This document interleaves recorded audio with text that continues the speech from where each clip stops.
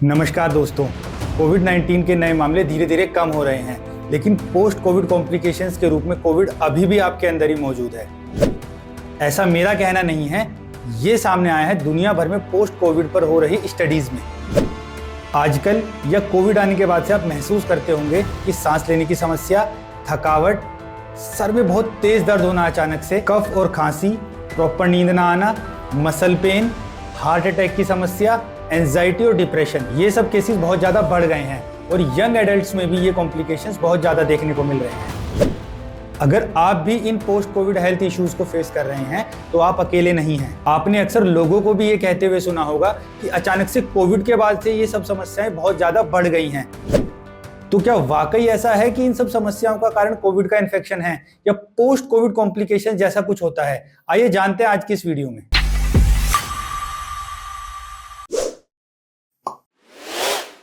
आज से 4 साल पहले जब WHO ने कोविड को पेंडेमिक डिक्लेयर किया था, उसके बाद से बहुत कुछ बदल चुका है। अब हम कोरोना वायरस के 5वें साल में एंटर कर चुके हैं और हमारे पास कोविड वैक्सीन्स भी अवेलेबल हैं।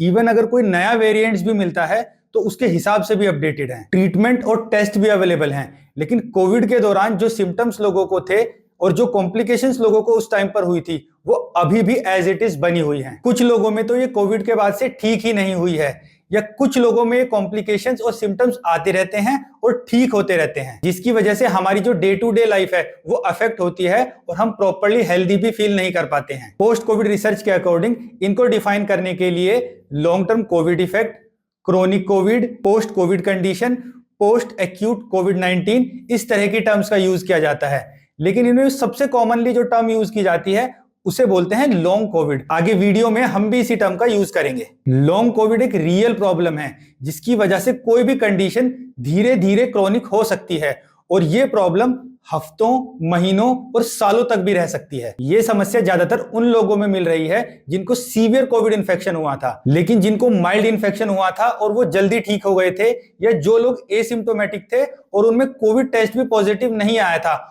उन लोगों में भी ये समस्या देखने को मिल रही है। अभी तक ऐसा कोई भी टेस्ट अवेलेबल नहीं है जो ये बता सके कि ये सिम्टम्स या कंडीशन कोविड की वजह से है। लॉन्ग कोविड कोई एक बीमारी नहीं है, ये ओरिजिनल कोविड का एक्सटेंशन भी हो सकती है, या आप कोई नए सिम्टम्स भी महसूस कर सकते हैं जो कोविड के दौरान आपको महसूस ही नहीं हुए थे। ये बॉडी के किसी भी पार्ट को अफेक्ट कर सकते हैं और सीरियस केसेस में मल्टीपल ऑर्गन भी अफेक्ट हो सकते हैं। जो लोग लॉन्ग कोविड को एक्सपीरियंस कर रहे हैं उनमें जनरली कुछ सिम्टम्स देखने को मिल रहे हैं, जैसे कि टायर्डनेस और फटीग, जो डेली वर्क लाइफ को भी इंटरफेयर कर रहे हैं। डिफिकल्टी इन ब्रीदिंग, कफ, ऐसा लगता है जैसे गले में कुछ अटक गया है।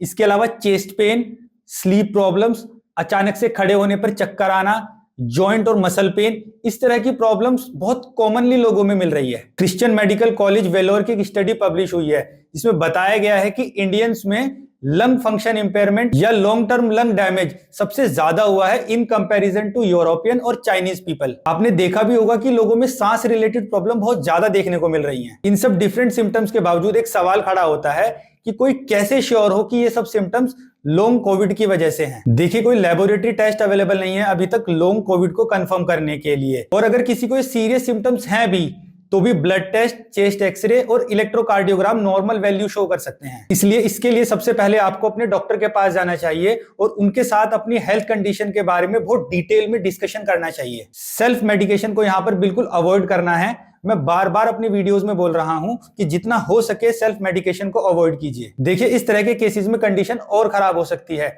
डॉक्टर आपकी कंडीशन को अच्छे से समझकर एक जनरल फिजिकल एग्जामिनेशन करता है और आपके कुछ नॉर्मल टेस्ट जैसे कि ब्लड प्रेशर और डायबिटीज, ये सब चेक करके एक डायग्नोज बनाता है। इसको ऐसे समझिए, कुछ लोगों को जब कोविड हुआ था तो उन्होंने टेस्ट कराया था और वो पॉजिटिव भी आया था, तो उनके केस में कंफर्म है कि उनको कोविड हुआ था। इससे डॉक्टर के लिए डायग्नोज करना इजी हो जाता है। लेकिन जिनको कोविड सिम्टम्स तो थे पर उनकी टेस्ट रिपोर्ट नेगेटिव आई थी, या कुछ लोगों को माइल्ड और बिल्कुल भी सिम्टम्स नहीं थे और उन्होंने टेस्ट भी नहीं कराया था, तो ऐसे लोगों के केस में डायग्नोज करना एक समस्या हो जाती है, क्योंकि आप पूरी तरह से श्योर नहीं हो सकते हैं। ये कहना बहुत आसान होता है कि कोविड होके निकल गया, लेकिन इस बेसिस पर प्रॉपर डायग्नोज करना मुश्किल होता है। और अभी तक लॉन्ग कोविड कंडीशन के लिए कोई प्रूवन ड्रग ट्रीटमेंट भी अवेलेबल नहीं है। लेकिन कॉमनली अवेलेबल मेडिसिन है जो सिम्टम्स को कम कर देती हैं और डॉक्टर सिम्टम्स के आधार पर भी मेडिसिन देते हैं। लेकिन सबसे अच्छा है कि आप लाइफस्टाइल चेंजेस करके इन सिम्टम्स को कम कर सकते हैं और अपनी ओवरऑल वेलबींग को इंप्रूव कर सकते हैं। इसमें सबसे पहला है हेल्दी डाइट। इसके लिए आप प्रॉपर न्यूट्रिशन प्लान अपने लिए बनाइए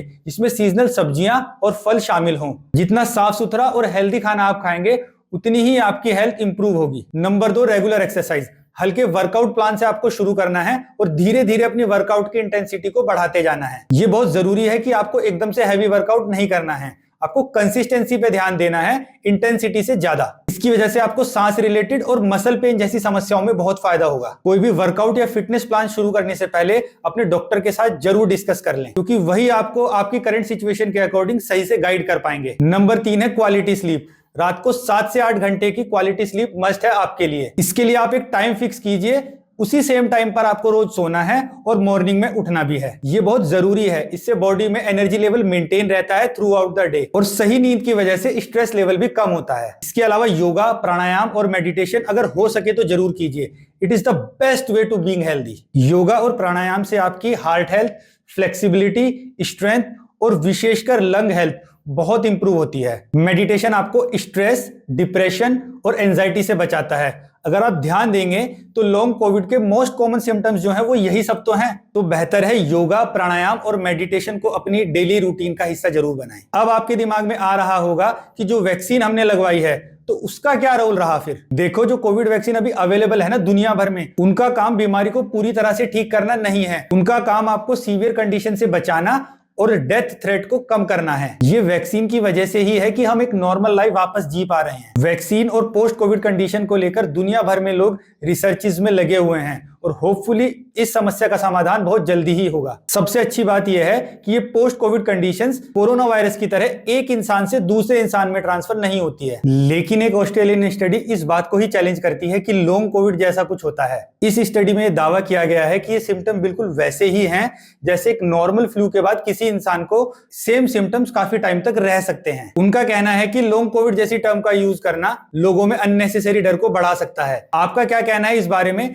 कमेंट में अपने विचार जरूर रखिए। इस कंप्लीट स्टडी का लिंक मैंने डिस्क्रिप्शन में डाल दिया है, आप उसे फर्दर पढ़ सकते हैं। हम इंडियंस में फैटी लीवर के केसेस बहुत ज्यादा बढ़ रहे हैं, जिसकी वजह से लाइफस्टाइल डिजीज जैसे कि हाई ब्लड प्रेशर और डायबिटीज जैसी समस्याएं बहुत ज्यादा देखने को मिल रही हैं। इसके लिए मैंने ये वाली वीडियो बना रखी है, आप इसको जरूर देखिए। आई होप आपको इस वीडियो से पोस्ट कोविड होने वाले इश्यूज को समझने में आसानी हुई होगी। अगर आपको इस वीडियो से थोड़ी सी भी वैल्यू मिली है तो प्लीज इस वीडियो को लाइक जरूर कीजिए। मैं चाहता हूं कि ज्यादा से ज्यादा लोग अपनी हेल्थ को लेकर जागरूक हों। इसके लिए प्लीज इस वीडियो को जितना हो सके लोगों के साथ शेयर जरूर कीजिए, क्योंकि हो सकता है कि आपके एक शेयर की वजह से किसी को अपनी हेल्थ इंप्रूव करने में हेल्प मिले। अगर आपने ये चैनल अभी तक सब्सक्राइब नहीं किया है तो प्लीज इस चैनल को सब्सक्राइब जरूर कीजिए। मैं हेल्थ एजुकेशन और अवेयरनेस पर वीडियो बनाता हूं। मुझे लगता है कि सबसे ज्यादा जरूरी है किसी भी इंसान के लिए। स्वस्थ रहिए and don't ignore your health.